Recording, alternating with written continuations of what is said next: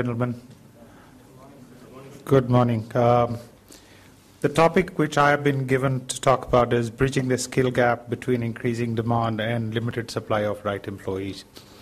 Shakti, while speaking the inaugural piece, alluded to the global demographic changes which are happening. Before we get on to the main topic in terms of how do we bridge the gap, I thought we would talk in terms of a global context and understand what is it that is available to India in the next 20 to 30 years and how do we need to position ourselves. I personally feel solutioning becomes much more easier if we understand what is the end state we want to go to, and then the how of it is relatively much more easier.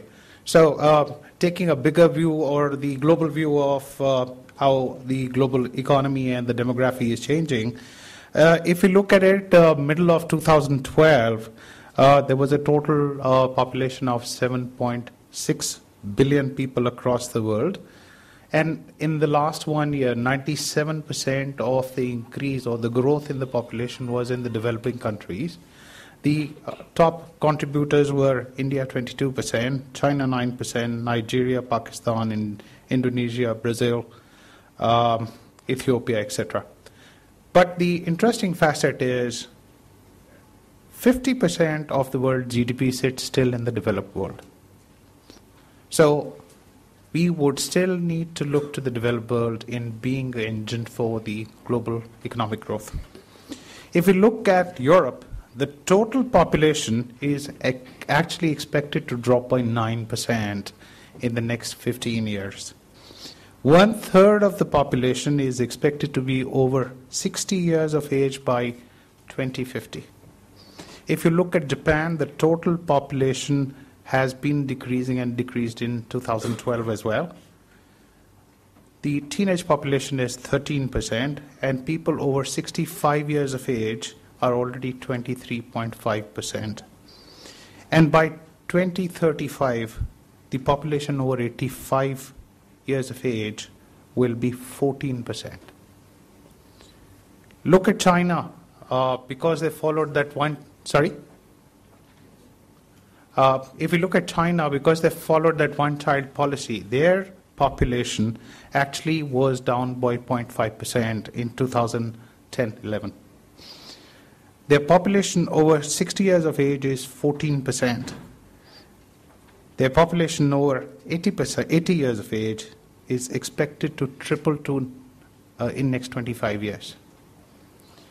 If you look at US, the number of elderly increased by almost 1 million people in last 1 year. Now let's look at India. We have 1.2 billion people. And as Shakti said, we are in a unique position to have over 50% of our population within the age of 25. And the population below the age of 35 is 65% of the total population. We have the largest chunk of productive population that is there in the world. And if you look at the way the demography is evolving across the globe, the population across America, across Europe, across Japan is growing older. They would need more and more young people to support that old population, both in terms of the social security or pension benefits, as well as in providing services to them and goods. Whereas, conversely, would they allow migration of people? Or would it be that they will offshore more and more of their work?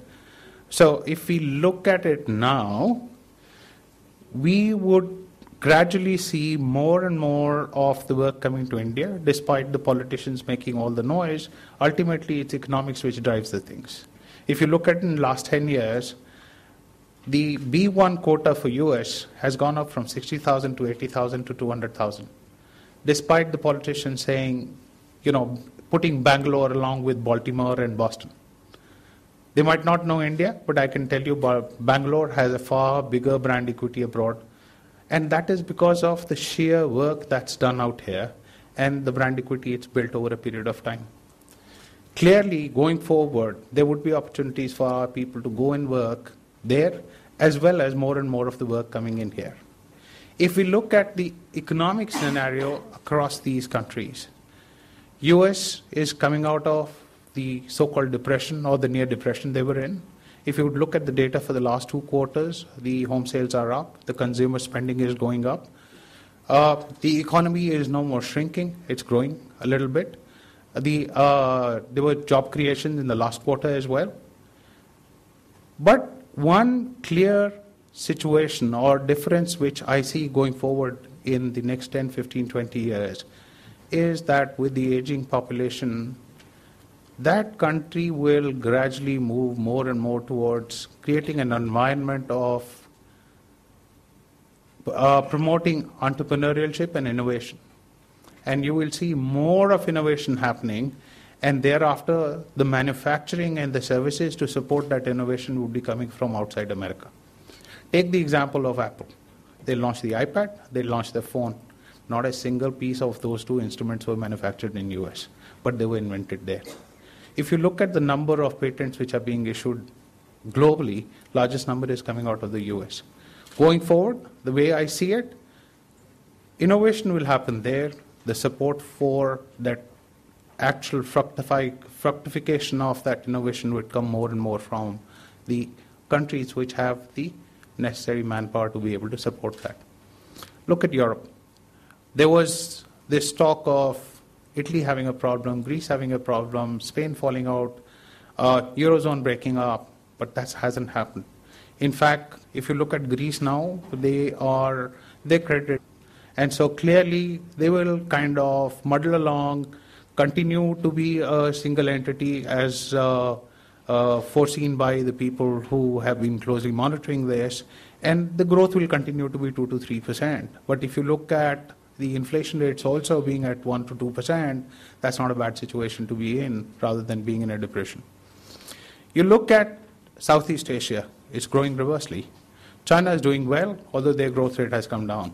Look at India. We have a growth rate of 5.5% or 6%, depending on who's giving you the data. And the projections are in next 10 years, we would continue to be at between 5 to 10%, depending on what kind of policies our government puts together. Recently, we have seen a lot of changes in the policies which the government has put together, which has brought in a lot of positive sentiment. And clearly, depending on the policy decisions which are taken, we should continue to see a substantial growth. And if you look at it, the problems which we are facing are more in terms of supply side rather than demand side.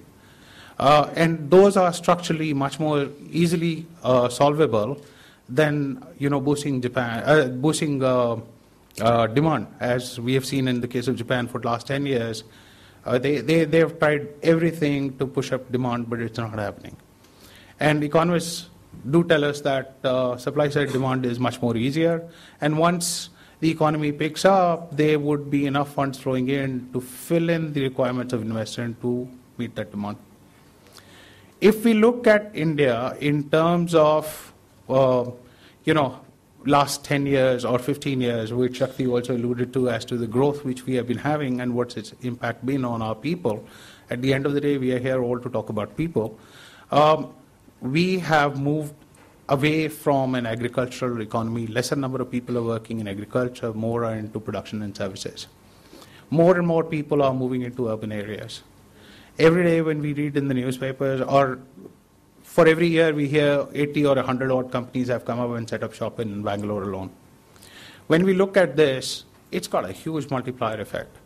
1,000 people who join a company here to do services, they create so much of ancillary jobs along with them. You have a demand for office space, there's construction which is happening, demand for construction workers.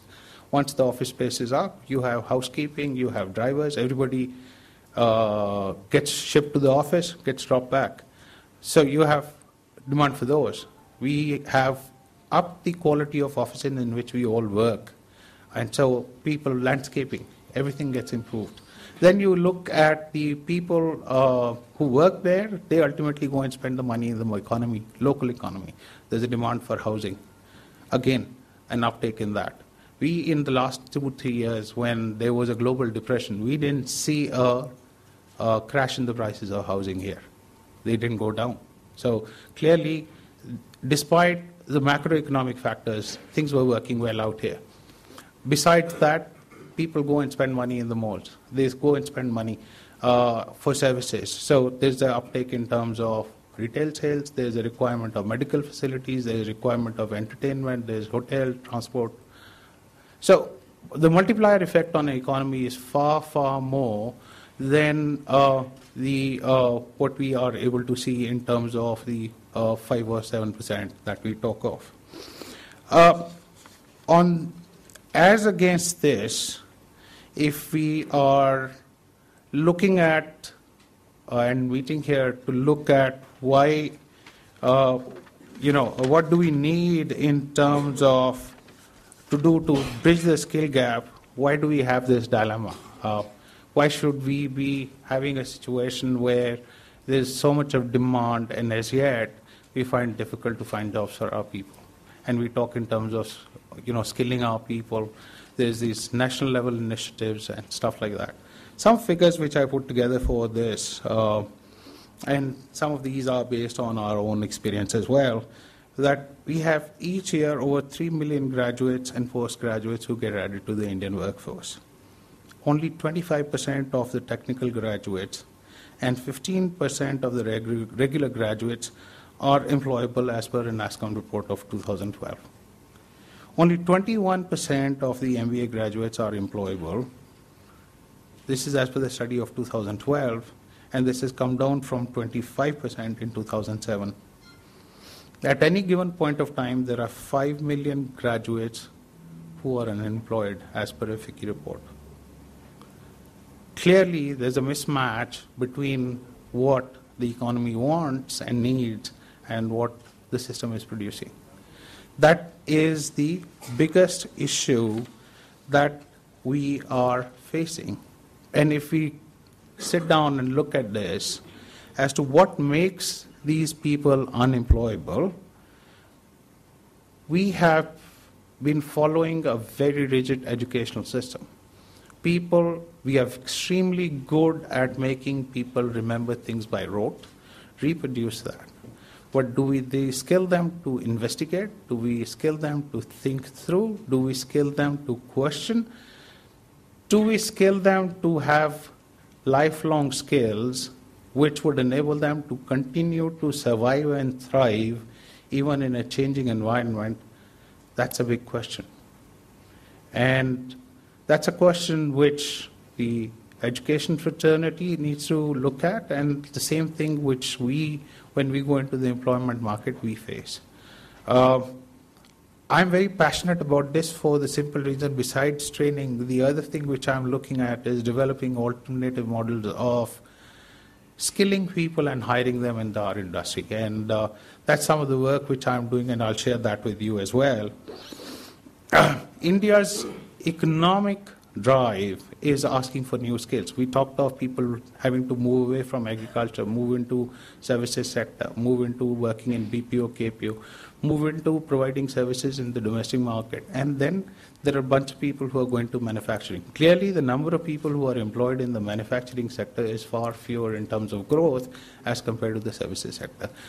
Primarily because of two factors. One, for each manufacturing job that's created, the number of services jobs which are created is far more. That's a historical fact which has been validated in the Western world as they progress from what Alvin Toffler used to call the smokescreen industrial region to services sector. So when we move to services, and as the economy grows, more and more people will move to the services, you will find more number of jobs being created. But are we equipping our people? That's an issue. Are we enabling them to be able to adjust in an environment which is rapidly changing? That's a question which we need to look at.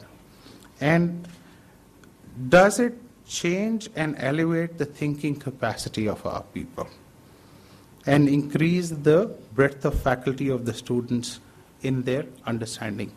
At the end of the day, if we look at it, graduates whether they are from humanities or they are from science, most of them take up jobs which are not related to what they have studied in college.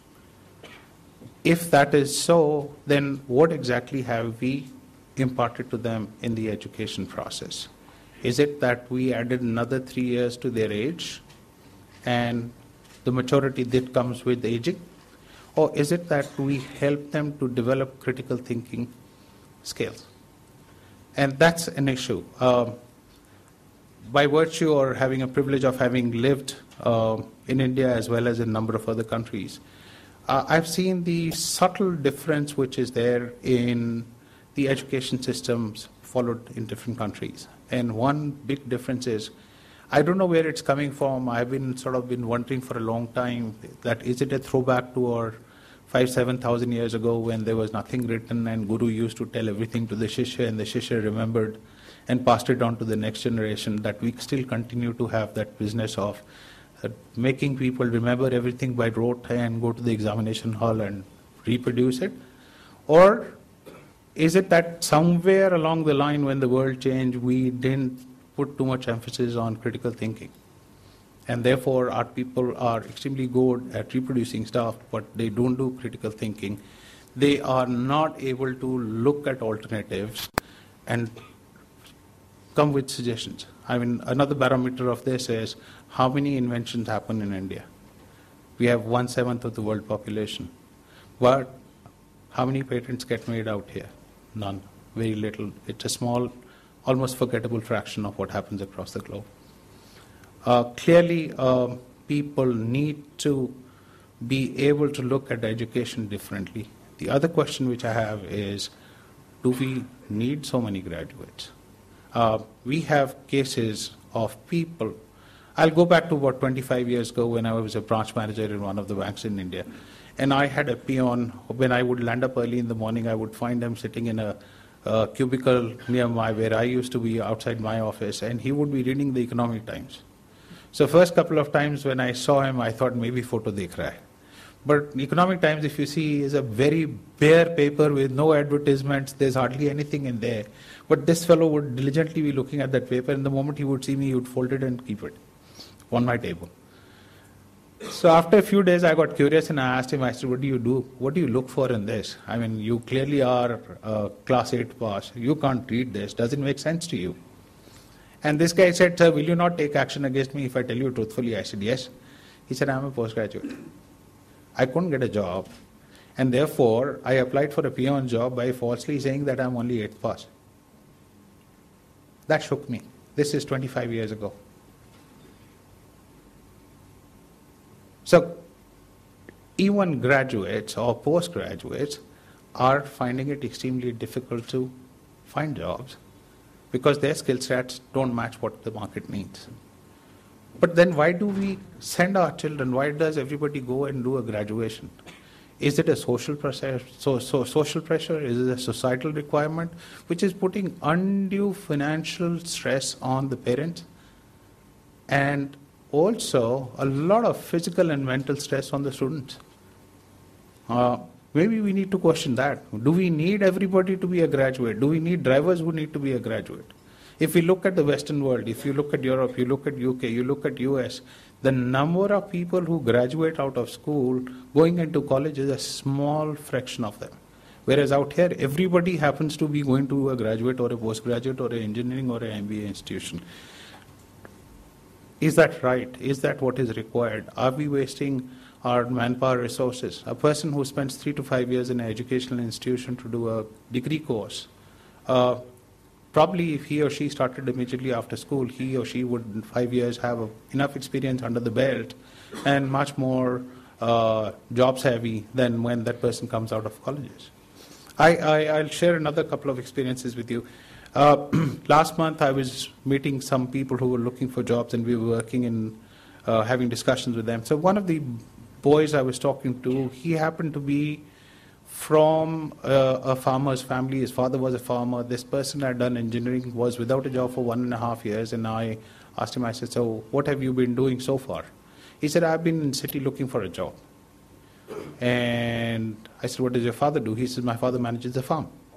And I said, why don't you, meanwhile, go and help your father in doing the farming? And the answer was, my father says, I've put you through a college. What do you think the people will say if I make you work on the farm? You can't work on the farm. You go and look for a job, even if it takes you 3 years. Now we have another situation where it's living to images and societal pressure rather than being practical about looking at what can we do and what we shouldn't be doing. And this gentleman, he could not express himself. And incidentally, he had done an MBA as well along with that. And when I asked him as to what project he had done, he couldn't tell me. I asked him, how did he go about doing it? He couldn't tell me. And finally, he broke down and he told me, he says, sir, I paid 4,000 rupees and I bought the project report and submitted it. What are we producing? So the dilemma which all of us are facing out here is actually the mindset of our people in terms of, do they really need to do the kind of graduation degrees that they do, keeping in mind their career aspirations?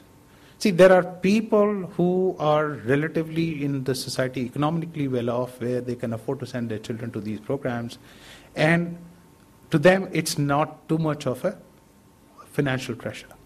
But every day or every week when you pick up the newspaper, you hear about some student, boy or girl, having committed suicide because they haven't done well in their examination. I don't think any educational system or any society ever thought of doing that and putting their children to such kind of horrifying, nightmarish kind of experiences.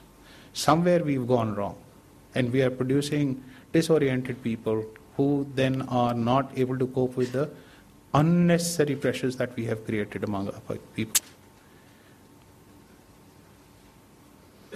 And, you know, I was going through another report which has come by through the Indian Labour Organization. They've come up with a report in 2012 where they say that the higher education lacks flexibility, recognition of prior learning, and employee linkages. So that's again validating what we were discussing. And there's a huge disconnect between what we are teaching or what the educational institutions teach and what the industry needs. And industry, what I mean is whether it's a service sector, the government, or otherwise, we produce people who probably in terms of education were relevant 30 years ago, but the environment has changed so much that we now need to look at what is it that we need to address. And that's why I began by saying, can we look at what is it that our economy is looking like, going to develop into in next 20 to 30 years, and how do we then work towards enabling people to be able to grasp the opportunities which will be created by these. That's the important element which is there.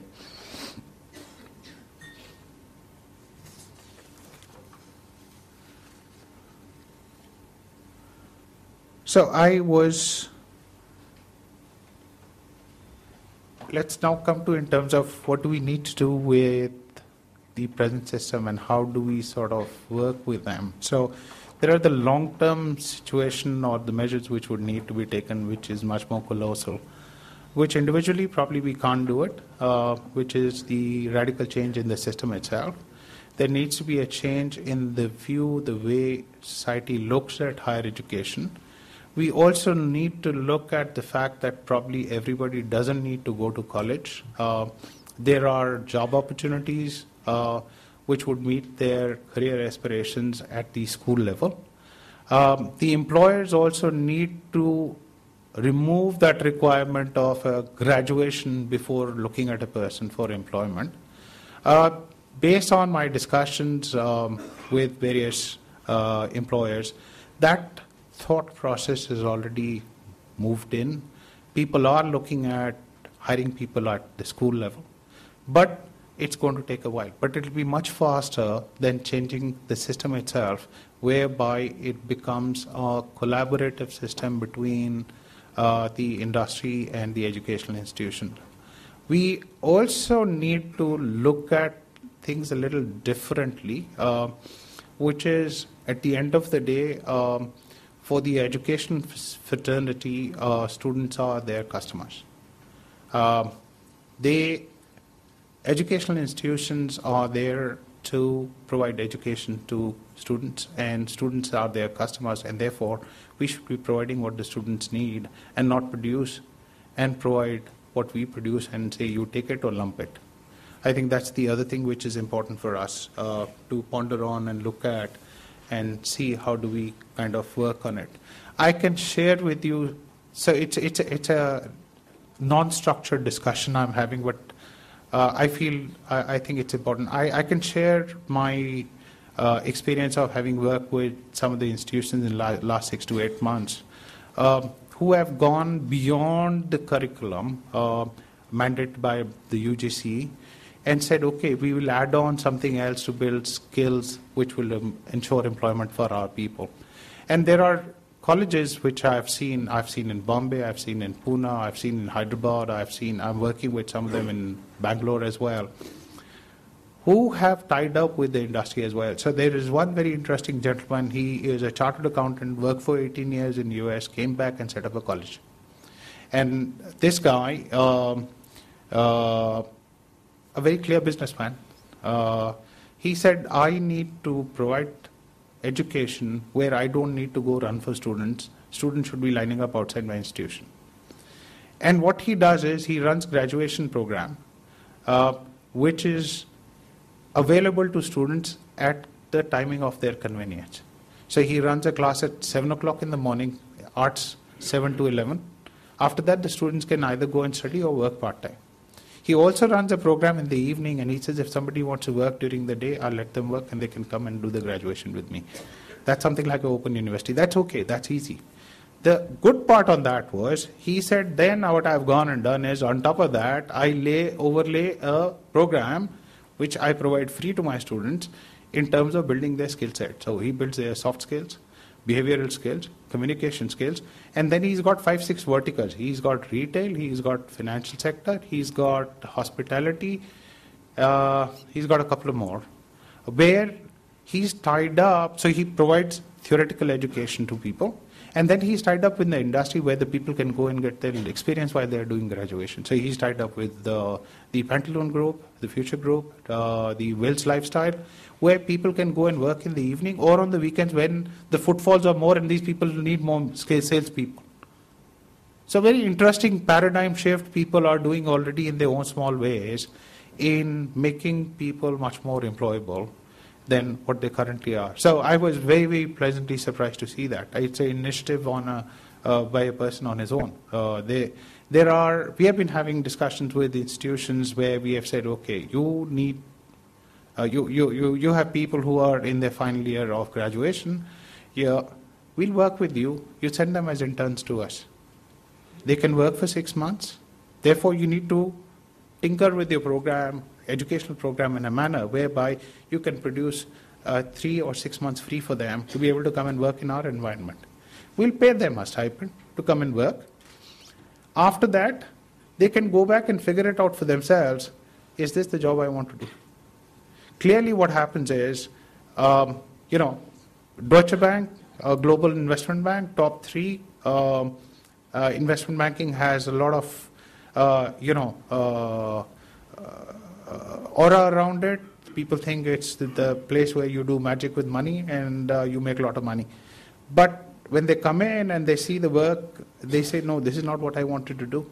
So we're kind of working with institutions as well to give them an opportunity to give exposure to their students, to have a look at, does it make sense for me? Is this really what I want to do? And then you have an opportunity to gauge as to whether the student wants to work, and 6 months is long enough for a person to figure out whether she wants to build a career in that kind of industry. I think these are some of the things which we as educational institutions probably need to look at. We will probably make that impact and change far quicker than expecting a systemic change. That's going to take much longer. Far too many committees, far too many people, too much of bureaucracy. But while that happens, which is a long-term thing, in our own small way, I think that's some of the things which we could look at. Another state government institution, I was surprised. They sat down and they said, look, they looked at the immediate employment figures of their graduates and engineers, and they found the figures were rather low. So they went back and asked people who had interviewed the students as to what was lacking in their students. And based on that feedback, they went to somebody in the market and said, can you fill this gap for us? We don't have the faculty who has that industry exposure or the capability to fill that gap, but we are willing to pay you to do a program for 3 to 6 months with our students who are in their final year, so that when they are coming out, they're job ready. That gap, which has been now indicated by potential employers, gets closed, and therefore we would potentially be able to place them better. So there have been efforts, and you mentioned also about it, about state governments and the national government having an initiative on building skills. And there's a lot of financial incentive which is there available also. Maybe the institutions need to sort of dovetail that into the program and work on that as well. These, I think, are some of the things how we will be able to bridge the gap. And it's extremely important that we hear the voice of the ultimate organizations who absorb these students and who don't absorb these students, and figure out as to where the gap lay and why it didn't happen. And that's much more easy to correct than to try to work with the structures and making changes in those structures, which is much, much more long-term. I started a project on building skills before we hire people. About 6 months ago, it took us 2 months to really kind of carve the whole process, the project, how to do it, what do we want it to look like, and then we put a process in place. We went through very large number of candidates, and we now are training people across 13 cities in providing them skill and closing the gap between what they have and what we need. And these are people not in cities like Chennai, Bombay, Delhi, Madras, Bangalore. These are people in small cities like Mangalore, Udupi, Anantapur, Coimbatore, Vizag, small towns where there are students who are brilliant. There are people who have that bright spark, but they don't have that opportunity. They don't get that opportunity to interact with the industry, to be able to understand where is it that they fall short of the expectations. We're trying to build with that, work with these institutions, fund that training and skill building exercise so that when they come out, they are far more employable. And you will find at a personal level, it gives you a phenomenal satisfaction, because clearly when you get a job for a farmer's son or a miner's son, actually the impact is on their entire generation rather than one individual who's going to take home X amount of money. So my view, yes, it requires systemic changes. It's going to be a long-term exercise. There are initiatives which have happened, but we clearly need to have a global perspective. We clearly need to look at opportunities which will be available globally. We need to identify the skills which would be required to be able to exploit those opportunities, and we need to work proactively towards building those skills. That's a longer term thing. But clearly in our day-to-day life, in the next 1 year, 2 years, 3 years, we can meanwhile take our baby steps to work towards enabling these people to have a much better and brighter future. Thank you very much. Thank you, Vimal. That was quite insightful. I would now like to invite to the podium our second